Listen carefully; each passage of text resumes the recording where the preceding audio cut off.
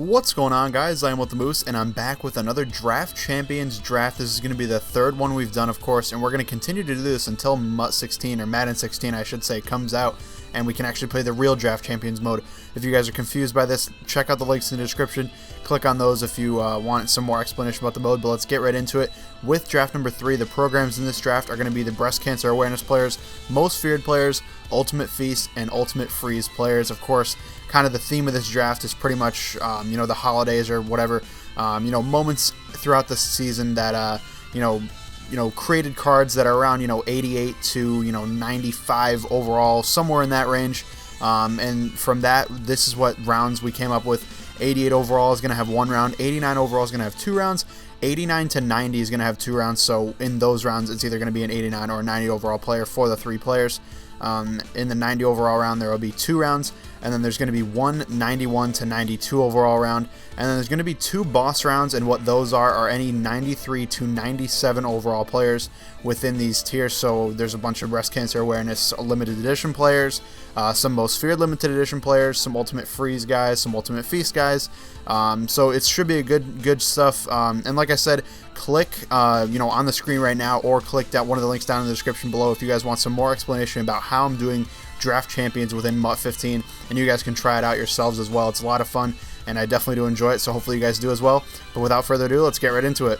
Starting off in round 1, we have 90 overall players. First up, Justin Smith, right end, BCA version, of course. Next up, Justin Houston, left outside linebacker, BCA as well. And then Tamba Ali, actually Justin Houston's teammate, right outside linebacker, most feared. Now I'm going to break it down. Justin Smith, he's way worse than Sheldon Richardson, actually one of our best defensive players, so he's not going to replace him, and I'm going to knock him out. And then Justin Houston, I really don't want a blitzing linebacker. It's kind of a tough choice between him and Tamba. But my left outside linebacker, I'd rather have Thomas Davis there, more of a coverage linebacker guy that I really like there. So I'm going to have to go with Tamba Ali. He will replace Vontaze Burfict, and they're pretty similar players overall, not too much of a difference, but I like Tamba Ali, and I think it should be a good pickup. On to round number 2, we have 89 to 90 overall players. First up, Patrick Peterson, cornerback, most feared. Passed on him last draft. Not this specific card. I actually passed on his Team of the Week card, but that's pretty interesting to see him come up again. Brian Cushing, middle linebacker, most feared, 89 overall. And then finally, Trent Williams, left tackle, most feared, 90 overall. So first up, I'm going to knock out Brian Cushing. Obviously James Laurinaitis went ham this past season. So many user picks, awesome. And Brian Cushing really not even that much better than him. And you could honestly make a case that Laurinaitis is better than him, is better than Cushing, I should say. Next up, Patrick Peterson. I'm going to have to knock him out again, avoid him once again. He's good, but my corners are already very, very solid, and I think it'd be kind of wasting a good left tackle in Trent Williams. Definitely an upgrade over Tyron Smith. Should be a nice addition to the squad and should shore up the blind side even more. On to round 3, and we got a boss round this time. Like I said, these are going to be between 93 and 97 overall players. So hopefully we can get a 97 or something to pop out. First up, Joe Thomas, left tackle, BCA version. Next up, Larry Fitzgerald, wide receiver, BCA, of course, 93 overall. And then Eric Weddle, free safety, also a BCA, limited edition player, so all BCA in this boss round. That's not something that, is going to happen every time. It's just something that randomly happened. And for Joe Thomas, he's a great left tackle, don't get me wrong, but we just picked Trent Williams, so I'm gonna have to stay away from him, just because, it would be just wasting the pick we just had. And then Eric Weddle, I'm going to stay away from him. He's better than Earl, but not by a ton. His hit power does go way up over Earl Thomas, but Earl Thomas is making some plays, so I'm going to stay away from Weddle and make Larry Fitzgerald my new #1 receiver. He's going to replace Steve Largent and really make our wide receiver core extremely dynamic with Larry Fitz, Calvin Johnson, and Sammy Watkins. Should be a great core of receivers. 4th round now, and we have 89 overall players. First up, Phil Loadholt, right tackle, most feared, of course. This is a card a lot of people really liked to begin the season when he came out, obviously. Next up, Arian Foster, running back, BCA version. And then finally, Jarrell Casey, defensive tackle, BCA as well. This is actually one of the easiest rounds I have ever had. Jarrell Casey, really not that great, kind of mediocre block shed and power move, so I'm going to knock him out right away. And then Arian Foster, definitely not better than Jamal Charles, and honestly, he might not even be better than LeGarrette Blount, who's my second running back. So it was a pretty easy choice to choose Loadholt. He's way better than Anthony Davis, even though the overall would indicate that he's only a little bit better. He is so much better, and Loadholt should really anchor the right tackle position well for us. Moving into round number 5 now, we actually got our second boss round, our second and final one, of course. Kind of sad that it wasn't saved until a little bit later, but hey, it's still cool to see it now. Troy Aikman, quarterback from the Ultimate Feast set, of course, coming in at the first player. Second up, Steven Jackson, running back from Ultimate Freeze, and then Muhammad Wilkerson, left end from the BCA promo, of course, limited edition, so he's thrown in there. In Troy Aikman, he's way better than Tom Brady, so he definitely has a good chance to be picked here.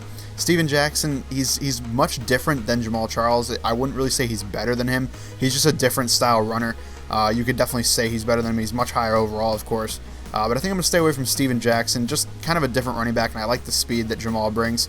And then Muhammad Wilkerson, better than the current left end I have, which is Red Bryant, Road to the Playoffs version, but I think I'm going to stay away from him too. I need a better quarterback more, so we're going with Troy Aikman, one of the best Cowboys quarterbacks of all time. No bias there, I just really need a quarterback, and hopefully Troy Aikman makes some plays and does better than Tom Brady did for us. Round 6 features 89 overall players. First up, Terrell Suggs, T-Sizzle, left outside linebacker from the Most Feared program, of course. And this card looks awesome as well. Casey Hayward, cornerback from the Ultimate Feast. And then Levante David, right outside linebacker from BCA. So kind of similar to Justin Houston earlier on. T-Sizzle, I'm going to stay away from him. I don't really want a blitzing left outside linebacker. I like Thomas Davis for what he is. If I could get a player like him, I would definitely upgrade, but I just don't really like a blitzing left outside linebacker. Casey Hayward, like earlier on with Patrick Peterson, don't really need a new cornerback. My corners are already very, very good, so we're going to go with Levante David, even though he will replace Tamba Ali, because one of the rules, if you guys don't remember from last draft, is that any player I choose will have to replace the current starter there, or I can't pick them. So Levante David's going to replace Tamba Ali. It actually fits my scheme much better. Levante is much better in coverage than Tamba, so I think it's a good pick for me. My linebackers are going to be able to play in coverage, which is where I want them, and I think overall it's better for my scheme to have Levante. Next round, we got 90 overall players. First up, the GOAT, Dez Bryant, wide receiver, of course, from my Dallas Cowboys, one of my favorite players in the league. Next up, Joe Staley, left tackle, BCA version. And then finally, Kyle Long, right guard from the Ultimate Feast. Now, I gotta say, Dez Bryant, even though I love him, he's gotta go. I can't be having him. He just really doesn't fit in my receiver core. I just picked Larry Fitzgerald. I also have Calvin Johnson and Sammy Watkins 24-hour, and all those guys are better than this Dez card. So I'm going to stay away from Dez. And then next up, Kyle Long, really not better than David DeCastro, which kind of sucks because I'm basically forced into picking Joe Staley, which, he's a little bit better than Trent Williams, but not a ton. And we just picked Trent Williams, in the second round. So we're replacing another guy already. But hey, Joe Staley, cool pickup, should be a good, solid addition to the team. Moving into round number 8, we have 89 to 90 overall players. First up, Troy Polamalu, 90 overall, most feared player. Next up, Sebastian Vollmer, right tackle, BCA. And then finally, DeMarco Murray, running back, BCA version as well. So let's break it down. Vollmer, really similar to Phil Loadholt, not upgrading too much, so I'm going to stay away from him. I can, have a better option somewhere else. DeMarco Murray, not really a position of need, the running back position. I have Jamal Charles, like I mentioned, and LeGarrette Blount. He'd probably replace Blunt, but really, he wouldn't start, so I don't see a purpose in picking DeMarco, and obviously, I'm going to pick Troy Polamalu. He's not a ton better than Aaron Williams, but he is a little bit better, and obviously, it's Troy Polamalu. He just has that knack for getting the ball, and I think Troy's going to make some plays in the secondary.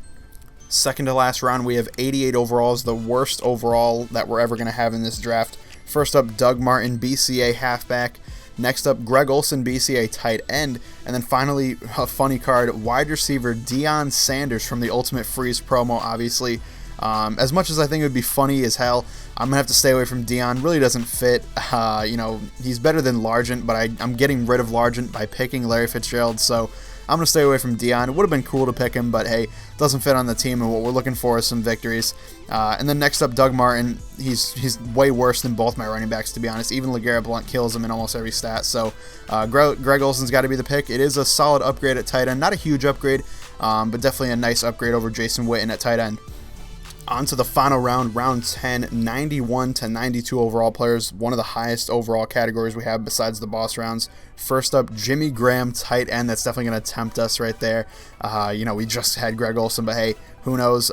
Emmanuel Sanders, wide receiver, is the next card. And then finally, Tashawn Gibson free safeties. So let's break it down. Emmanuel Sanders, like the receivers that I've had to see, earlier in the draft, just going to stay away from him. Great receiver, nothing against him, but really doesn't fit in, with the fact that I have so many great receivers already.